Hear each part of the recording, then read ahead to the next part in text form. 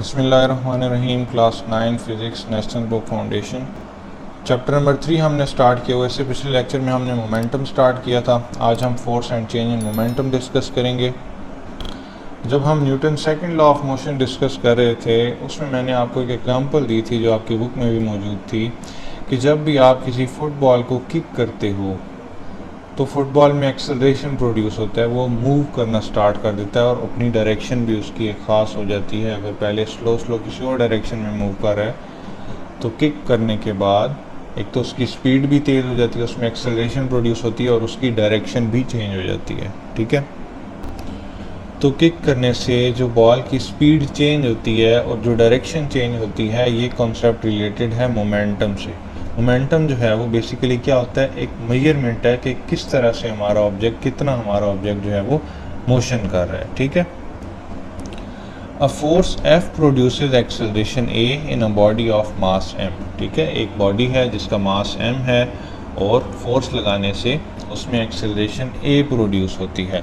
तो इसको हम Newton second law of motion के अकॉर्डिंग इस तरह लिखते हैं, F is equals to ma। F के साथ सबस्क्रिप्ट में नेट लिखा है, इसका मतलब होता है टोटल फोर्स जो हमने लगाई है। ठीक है, तो जब भी एक्सेलरेशन प्रोड्यूस होती है तो वेलोसिटी चेंज होती है। ये मतलब है ना, change in velocity of a body is called acceleration. तो एक्सेलरेशन प्रोड्यूस हुई है, इसका यही मतलब है कि बॉडी की वेलोसिटी जो है वो चेंज हुई है।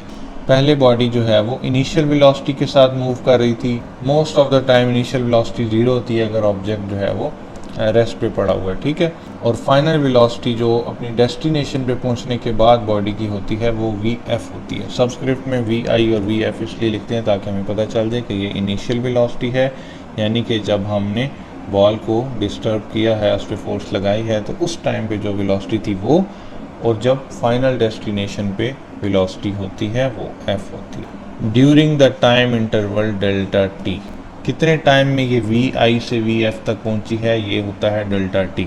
ठीक है, चेंज इन टाइम। तो एक्सेलरेशन की डेफिनेशन के अकॉर्डिंग अब आप इसको लिखते हो। तो अब देखो एक्सेलरेशन की क्या डेफिनेशन होती है, the rate of change of velocity is called acceleration. तो रेट जो होता है ये होता है चेंज इन टाइम। ये जो रेट होता है ना, ये विद रिस्पेक्ट टू टाइम के लिए हम रेट यूज़ करते हैं। और चेंज इन वेलोसिटी यानी कि final minus initial, Vf minus Vi, ये होता है चेंज। इसको हम ऐसे भी लिखते हैं, इसको इक्वल लिख सकते हैं हम डेल्टा V के। ये डेल्टा का जो साइन होता है इसका यही मतलब होता है कि चेंज। ठीक है, तो आप एक स्टेप करना चाहो तो ये भी कर सकते हो, acceleration is equals to delta V by delta T. अब डेल्टा V को हम लिख लिया है Vf माइनस Vi, यानी final velocity minus initial velocity. जैसे फॉर एग्जांपल कोई इनिशियल वेलोसिटी थी 0, किक किया आपने बॉल को और उसकी फिर फाइनल वेलोसिटी जो थी वो थी 10 मीटर पर सेकंड, तो आप लिखोगे 10 माइनस 0 डिवाइड बाय जितना उसको टाइम लगा है। ठीक है, तो ये इक्वेशन 2 है आपके पास, ये इक्वेशन 1 है। अब इसमें a जो आया है हमारे पास, ये इक्वेशन 2, इसको 1 में पुट कर लो। ma में जो a है उसको पुट कर लो Vf minus Vi by delta T, ये। ठीक है, तो ये क्या बन जाएगा, F net is equal to m, और ये पूरा आ गया a। ठीक है, जो हमने यहाँ पे निकाला है। अब m को आप दोनों के साथ मल्टीप्लाई कर दो Vf माइनस Vi के साथ, तो ये बन जाएगा mVf minus mVi by delta T. ठीक है, और आपको पता है P is equals to mv होता है। अब इसमें जिस वेलोसिटी के साथ यानी कि Vf लिखा हुआ है Vf, तो आप P के साथ भी उसमें F लगा दो कि ये, और जिसके साथ Vi लिखा है आप उसके साथ भी Pi लिख दो। ठीक है, mvi, तो ये अब बन गया मोमेंटम। तो F net is equals to Pf minus Pi, यानी कि final momentum minus initial momentum divide by delta T. और अब इस चेंज इन मोमेंटम को आप लिखते हो delta P bye delta T. मैंने बताया ना, ये डेल्टा का मतलब है चेंज। चेंज क्या होता है, फाइनल माइनस इनिशियल, तो उसको हम फिर डेल्टा लिख लेते हैं। The time rate of change of linear momentum of body is equals to the net force acting on the body. This means that for sudden change in momentum force is large and vice versa. जितनी ज़्यादा force apply की जाएगी उतना ज़्यादा momentum में change आएगा body के। ठीक है, ज़्यादा फोर्स अप्लाई करेंगे तो मोमेंटम में ज़्यादा चेंज आएगा, थोड़ी फोर्स लगाएंगे तो मोमेंटम में थोड़ा चेंज आएगा, ठीक है। For example, catching a ball with your bare hand will hurt depending on the force of the ball. However, if you allow your hands to move with the ball as you catch it, duration of the time delta t will increase and force will be smaller and your hand will hurt less. देखें, जब आप cricket खेल रहे होते हैं और catch करते हैं तो अगर आप अपने हाथों को बिल्कुल हार्ड रखें और कैच करें तो बॉल आपके हाथ पे ज़ोर से लगेगी, दर्द करेगी। लेकिन अगर आप कैच करते हुए अपने हाथ को बॉल के साथ साथ थोड़ा सा मूव करते हुए नीचे ले आएँ तो क्या होगा, टाइम इंक्रीज़ होगा, तो बॉल की जो फोर्स है वो आप पे कम अप्लाई होगी। इसीलिए आपने देखा होगा जो क्रिकेटर्स होते हैं फील्डिंग के दौरान वो अपने हाथों को भी थोड़ा सा ऐसे पीछे की तरफ ले आते हैं बॉल कैच करके। वो इसलिए लाते हैं ताकि पेन ना हो। जब डेल्टा टी यानी कि टाइम ड्यूरेशन ज़्यादा हो जाएगा तो फोर्स जो है वो कम हो जाएगी और इसलिए हमारे हाथों पे दर्द जो है वो कम होगा। ये एक इम्पॉर्टेंट क्वेश्चन है कि क्रिकेटर जो हैं वो बॉल कैच करते हुए अपने हैंड्स को मूव क्यों करते हैं बॉल के साथ साथ, ठीक है। तो उसकी यही रीज़न आपने लिख देनी है ये बेटी। इसके बाद ये एग्जांपल 3.5 आपको दी गई है। इसमें आपको ये कहा जा रहा है कि एक इंक्लाइंड रोड है इस तरह से, ठीक है, और ऐसे करके एक कार और एक ट्रक नीचे आ रहे हैं। जो कार का मास है वो 1200 kg है और उसकी जो वेलोसिटी है वो 8 मीटर पर सेकंड है। तो कितनी फोर्स लगानी पड़ेगी अगर हम उसको रोकना चाहते हैं तो। और दूसरा है ट्रक का जो मास है वो 10,000 kg है और वो भी 8 मीटर पर सेकंड की इस वेलोसिटी से मूव कर रहा है। कितनी फोर्स लगानी पड़ेगी उसको स्टॉप करने के लिए, ठीक है।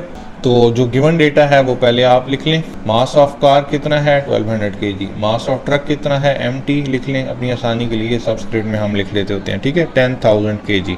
इनिशियल वेलोसिटी क्या है 8 मीटर पर सेकंड है दोनों की, और चेंज इन टाइम जो डेल्टा टी है वो 5 सेकंड्स है।